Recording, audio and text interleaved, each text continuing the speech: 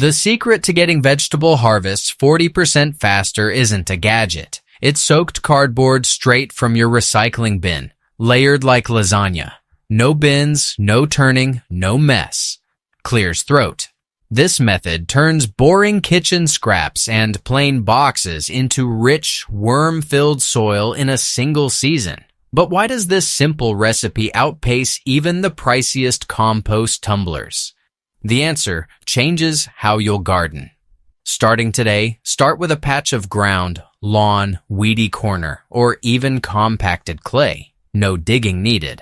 Lay out enough plain corrugated cardboard to cover a 4 by 8 foot bed. You'll want a solid 2 to 3 inches thick, which usually takes 6 to 10 standard shipping boxes, flattened and overlapped so there are no gaps. Before adding anything else, soak the cardboard thoroughly. For a 4 by 8 bed, that's about 7 gallons of water, 2 gallons for every square yard.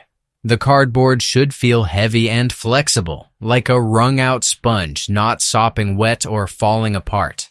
Now comes the first green layer. Spread out 4 inches of kitchen scraps, grass clippings, or fresh garden trimmings right on top of the wet music cardboard.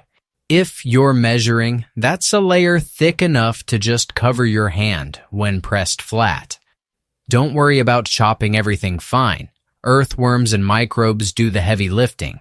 Repeat the music process. Another 2 to 3 inches of soaked cardboard, then another 4-inch layer of greens. Keep alternating until the bed is at least 18 inches tall or until you run out of materials.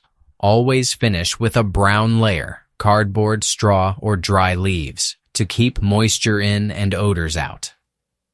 Music. The last step. Water the whole stack again gently until it settles and looks evenly damp. No bins, no turning, no special tools. The lasagna layers do the work for you, creating a soft, breathable bed that starts breaking down right away. With these exact measurements, anyone can build a composting bed that's ready for planting in just a few months, using nothing but recycled boxes and kitchen music scraps.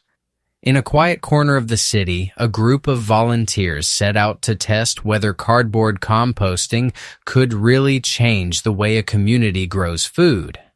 12 raised beds, music each 4 by 8 feet, were prepared side by side.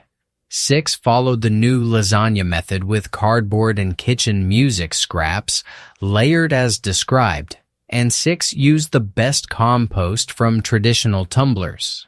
Watering, sunlight, and soil were matched music for every bed. No extra fertilizer was added after planting. The results were impossible to ignore. Beds built with the cardboard method produced 22 pounds of tomatoes per bed, while the controls managed just 15.5. Bush beans followed the same pattern. 10.2 pounds from the lasagna beds compared music to 7.1 from the others. Lettuce heads counted out at 45 versus 32, all in a single growing season.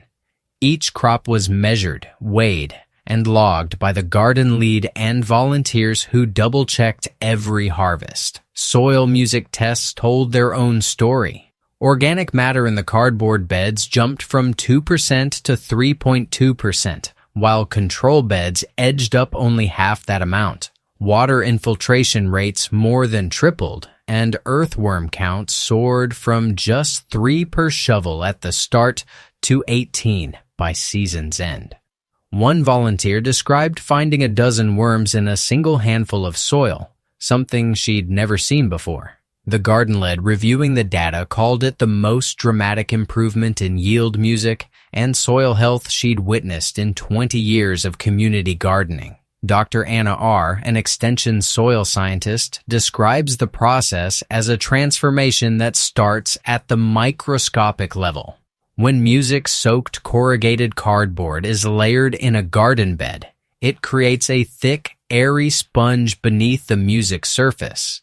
The corrugations, those tiny ridges between layers, trap both water and oxygen, providing ideal conditions for earthworms and beneficial microbes.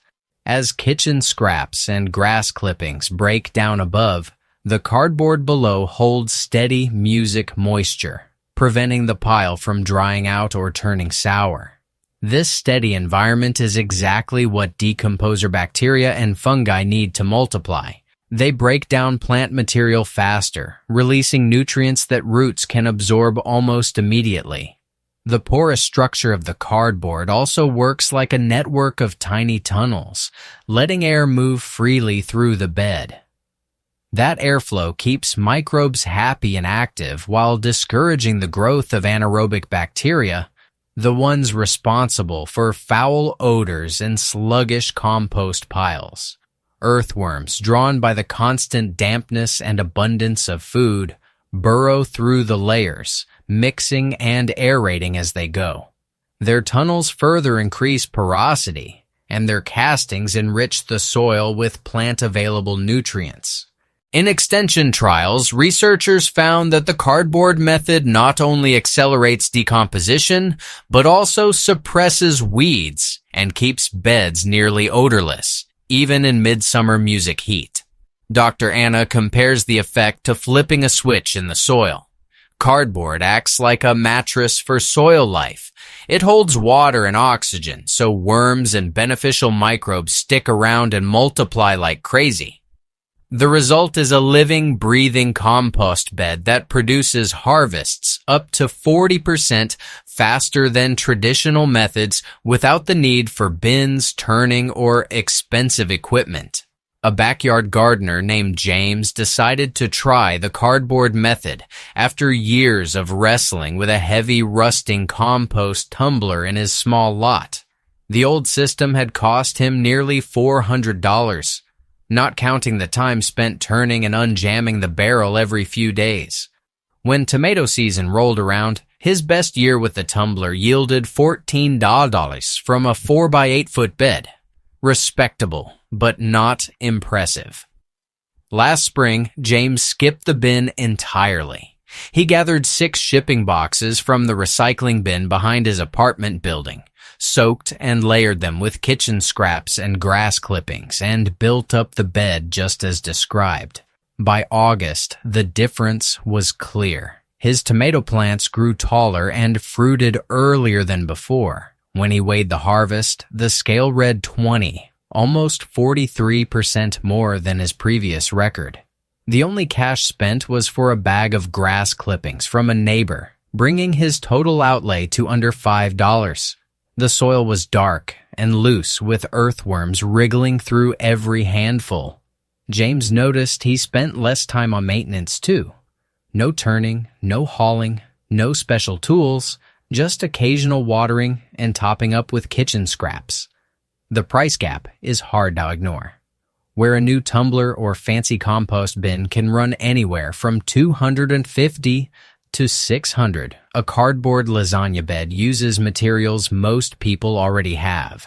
For renters, students, or anyone on a tight budget, the savings are immediate and the results music visible. The extra yield means more fresh food, less waste, and a garden that pays for itself in a single season. Not all cardboard is created equal. For garden beds, only use plain brown corrugated shipping boxes. Never glossy, waxed, colored, or heavily printed cardboard. Remove all tape, labels, and staples before layering. Glossy coatings and colored music inks can contain PFAS, heavy metals, and other chemicals that linger in soil and may be taken up by crops.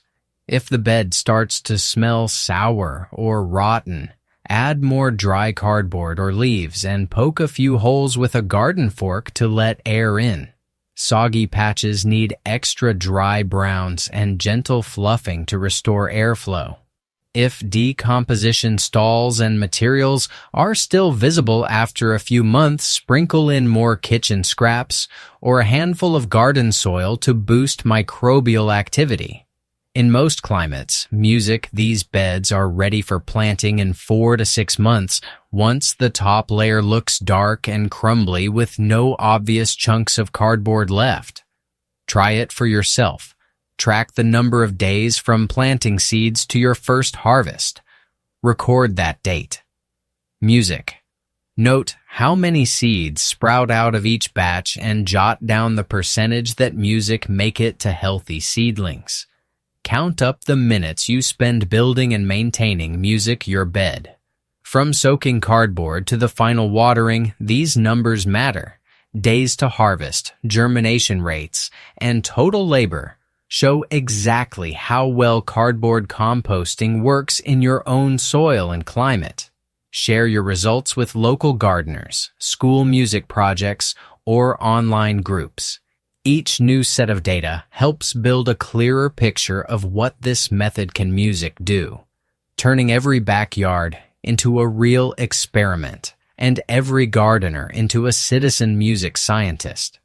A single season of cardboard lasagna beds produced 40% faster harvests, 22 pounds of tomatoes compared to 15.5 in traditional beds, while increasing soil organic matter from 2% to 3.2%. These results, music confirmed by side-by-side community trials and tracked in garden logbooks, show that saturated corrugated cardboard layered with kitchen scraps accelerates both crop yields and soil health. Yet questions remain about the long-term effects of trace music contaminants like PFAS and heavy metals, as Extension Agency documents caution against using music, glossy or waxed cardboard. Still, by following tested guidelines, plain cardboard only, 2 to 3 inch layers, and diligent music troubleshooting, gardeners can transform poor soil while diverting up to 60% music of household cardboard from landfills. The evidence is clear. Simple, accessible materials can outperform expensive equipment, reshaping how music home composting is done. What remains to be seen is how many gardeners will adopt these methods and how future research will address the music risks that still linger.